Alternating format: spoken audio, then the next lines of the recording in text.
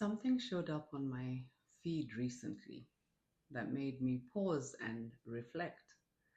It was just a few words, casual, and it said, I don't know, girl, sometimes you need to crash out and be a bitch so that you don't get autoimmune disease.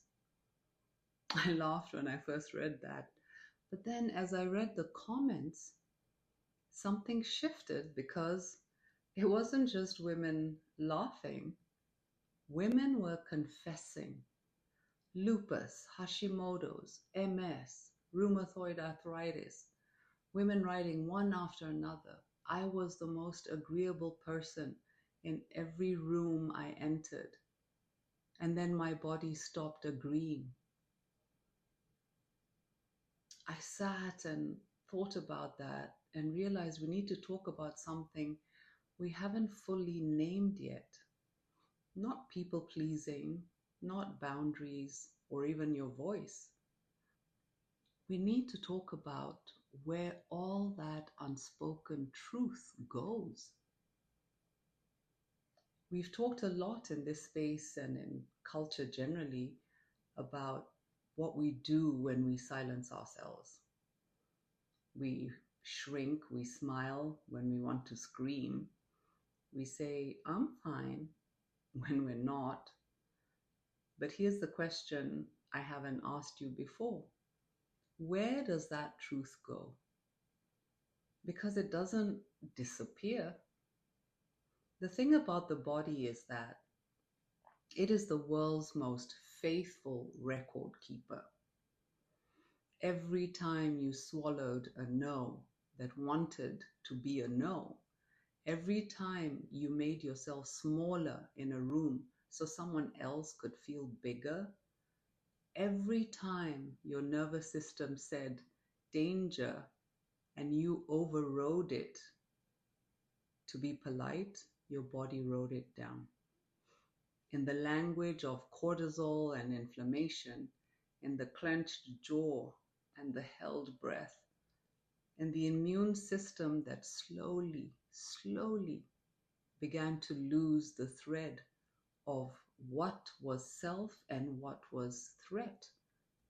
Because we had been teaching it for years that we weren't safe to be. Science has been catching up to what women's bodies have known for a long time. And what it's finding is this: your mind and your body are not two separate things running parallel to each other. They're in constant conversation. Every emotion you feel, every emotion you don't let yourself feel, your body receives that information. When you spend years living in a state of low-grade stress, the kind that comes not from crisis, but from constantly managing yourself so everyone around you stays comfortable, your body never gets to rest. The stress response that is supposed to switch on in danger and switch off in safety stays on. And over time, chronic stress like that creates inflammation in the body. Not the kind you can see, but the quiet, slow kind. The result, the immune system, the part of us that is supposed to know the difference between what you and what is a threat, starts to lose that clarity because we've been sending it a very confusing message for a very long time. Override what you feel, what you know. Keep going, keep giving, keep the peace. Researchers have found this showing up disproportionately in women. And I don't think that's a coincidence because we are the ones who were told, explicitly or not, that our anger was too much, our needs were inconvenient, that keeping the peace was more important than telling the truth. We didn't just learn to be quiet, we learned to make our bodies quiet. And eventually, the body speaks, just not in words. I know this in my own life. A few months ago, I pushed through something that my body was screaming at me to stop. I made a video about it, and even though no one watched it, I needed to say it to get it out.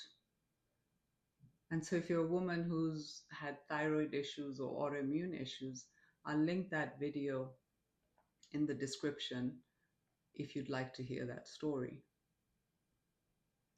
There have been moments where I have felt my body making a case I wasn't willing to make out loud.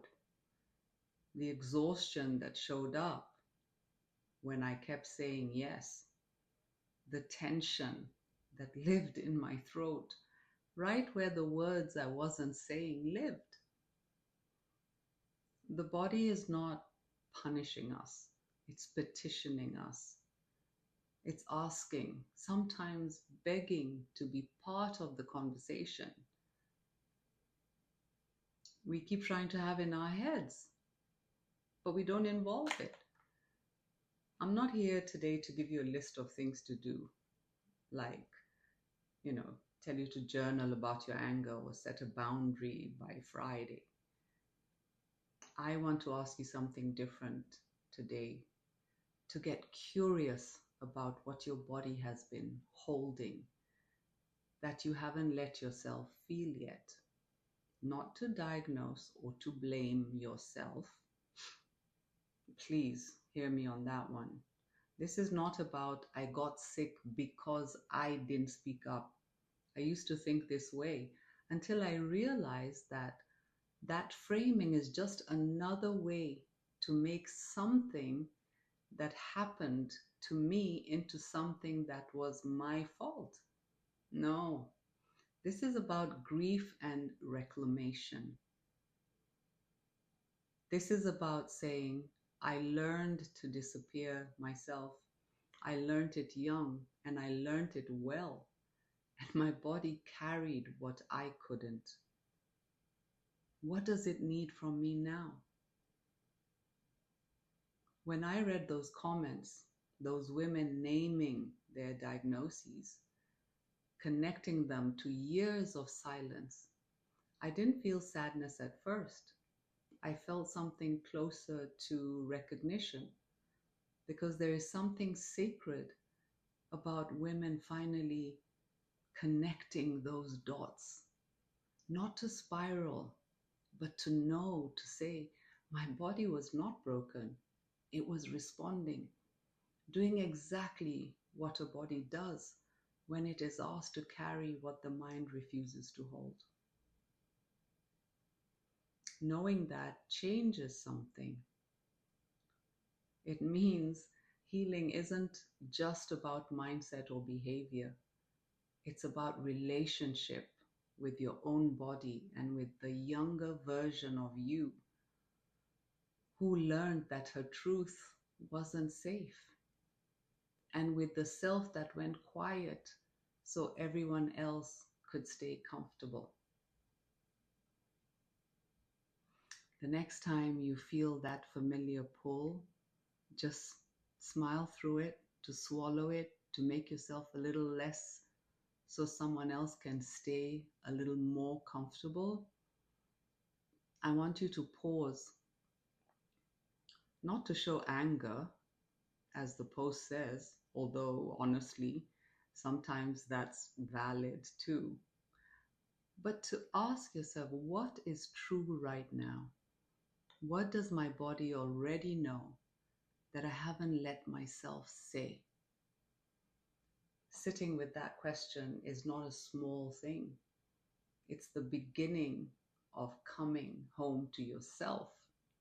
And you deserve that homecoming. You've always deserved it. If this touched something in you, please share in the comments about where in your body you hold what you don't say.